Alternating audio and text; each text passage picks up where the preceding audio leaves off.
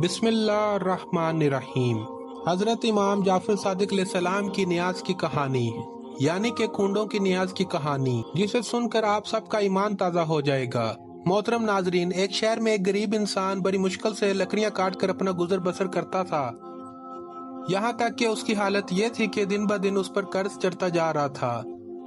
ایک دن اس نے اپنی بیوی سے کہا کہ کیوں نہ میں دوسرے شہر جا کر محنت کروں، کام ڈھونڈوں تاکہ ہمارا قرض اتر جائے اور ہمارے حالات بہتر ہو جائیں۔ اس کی بیوی نے کہا کہ اگر آپ کی یہ مرضی ہے تو ٹھیک ہے، میں آپ کے لیے دعا کروں گی، یقیناً اللہ تعالی ہماری مدد فرمائیں گے۔ بس وہ شخص وہاں سے دوسرے شہر کی جانب نکل گیا۔ دوسرے شہر میں اس نے بہت کام ڈھونڈا لیکن اس کو کام نہیں ملا، تو اس نے وہیں لکڑیاں کاٹ کر گزر بسر کرنا شروع کر دیا۔ اس نے یہ چاہا کہ کچھ پیسے جمع کر لوں، اس کے بعد اپنے وطن واپس چلا جاؤں گا، لیکن اس کی بیوی روتی رہتی تھی، دن رات دعا کرتی رہتی۔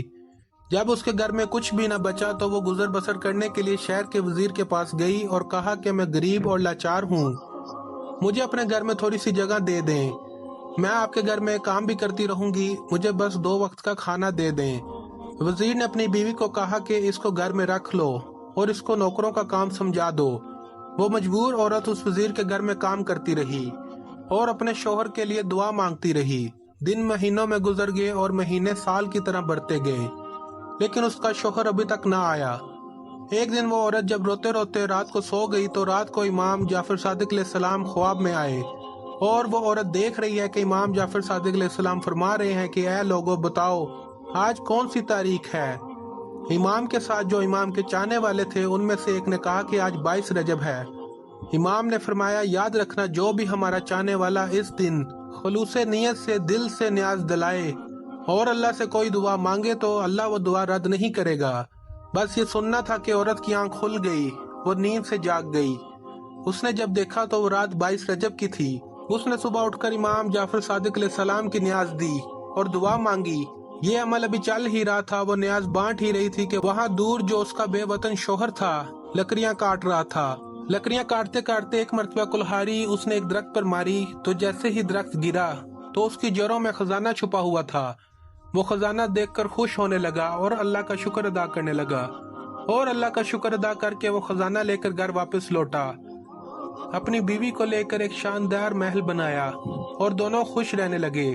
پھر بیوی نے اپنے شوہر کو بتایا کہ جو اللہ کا کرم ہوا ہے یہ امام جعفر صادق علیہ السلام کا صدقہ ہے۔ امام جعفر صادق علیہ السلام میرے خواب میں آئے تھے، انہوں نے کہا تھا کہ اس دن نیاز کر کے اللہ سے ہمارے صدقے دعا مانگو، تمہارے حالات بدل جائیں گے۔ وہ دونوں میاں بیوی حضرت امام جعفر صادق علیہ السلام کی نیاز کرتے ہیں۔ ایک دن وزیر کی بیوی چھت پر گئی، دور سے دیکھا کہ ایک عالی شان گھر بنا ہوا ہے۔ اپنی کنیزوں سے پوچھا کہ یہ اتنا شاندار گھر کس کا ہے؟ کنیزوں میں سے ایک کنیز نے کہا ہے شہزادی یہ آپ کی اس کنیز کا گھر ہے جو آپ کے ہاں کچھ دیر کام کرتی رہی۔ شہزادی نے کہا اتنا بڑا محل کیسے بنا؟ جاؤ اس کو بلاؤ۔ کنیزیں جاتی ہیں اور اس عورت کو بلا کر لے آتی ہیں۔ وہ عورت امام جعفر صادق علیہ السلام کا پورا واقعہ ان کے سامنے بیان کر دیتی ہے۔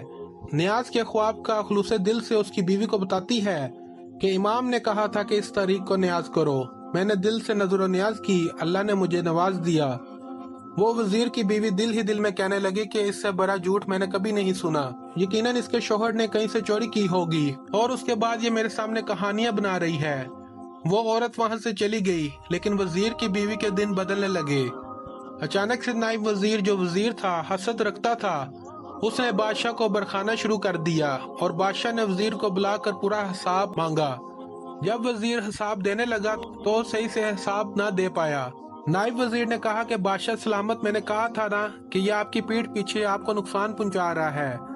بس یہ سن کر بادشاہ کو جلال آ گیا اور بادشاہ نے اس وزیر کو نکال دیا اور کہا کہ اب تم حکومت کے محل میں نہیں رہو گے، جاؤ اپنے لیے کوئی اور کام ڈھونڈ لو۔ وزیر اپنی بیوی کو لے کر شہر سے باہر جا ہی رہا تھا تو راستے میں دونوں کو بھوک لگ گئی۔ انہوں نے ایک تربوز خریدا تو اس تربوز کو اپنے رومال میں باندھ لیا، اور وہاں بادشاہ کا بیٹا جو شکار پر گیا تھا شام ہو گئی مگر وہ واپس نہیں آیا۔ بادشاہ بہت پریشان تھا۔ اتنے میں نائب وزیر نے کہا کہ بادشاہ سلامت، مجھے لگتا ہے کہ اس وزیر نے جس کو آپ نے نکالا تھا، کہیں اس وزیر نے آپ کے شہزادے کو نقصان تو نہیں پہنچا دیا۔ بادشاہ کو غصہ آیا۔ بادشاہ نے اپنے سپاہیوں کو بلا لیا اور کہا جاؤ اس وزیر کو پکڑ کر ہمارے پاس لے آؤ۔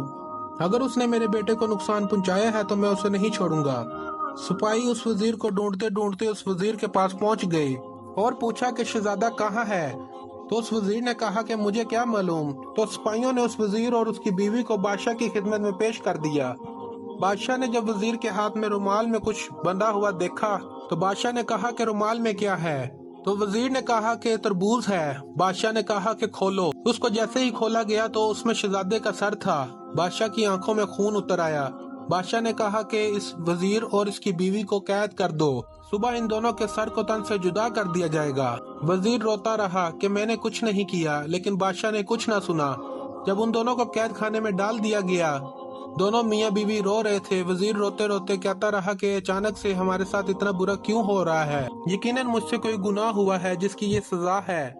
इतने में वजीर की बीवी रो कर कहने लगी कि बुरा तुमसे नहीं बल्कि मुझसे हुआ है।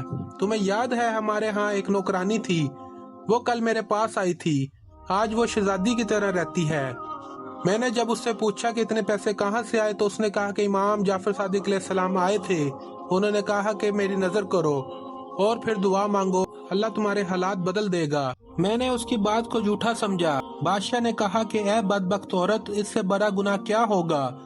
तुमने ईमान के मौजूद पर शक किया, तौबा करो। और मिलकर दोनों मियाँ बीवी तौबा करने लगे और दोनों ने ये दुआ कर ली कि ऐ मेरे अल्लाह, अगर हम दोनों को रहाई मिलेगी तो हम हर साल 22 रजब को इमाम जाफर सादिक अलैहिस्सलाम की नियाज करेंगे। बस दोनों ये दुआ मांग कर रो कर सो गए। सुबह का सूरज तलू हुआ तो अचानक उस बादशाह का बेटा यानी शहजादा घूमता फिरता अपने महल को आ पहुंचा। बादशाह शहजादे को देखकर हैरान हो गया और कहने लगा, तुम कहाँ थे? शहजादा कहने लगा, मैं तो शिकार पर गया था। बादशाह हैरत से पूछने लगा, फिर ये सर किसका था? जाओ जल्दी से वजीर और उसकी बीवी को बुला लाओ। वजीर और उसकी बीवी बादशाह की खिदमत में लाए गए। उन्होंने पूरा वाकया बादशाह को सुनाया।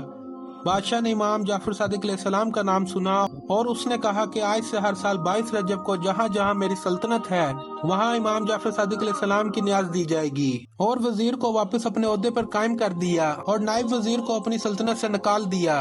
ये थी आज की video. Thank you for watching. Like, subscribe and share my channel या अलकायम टीवी।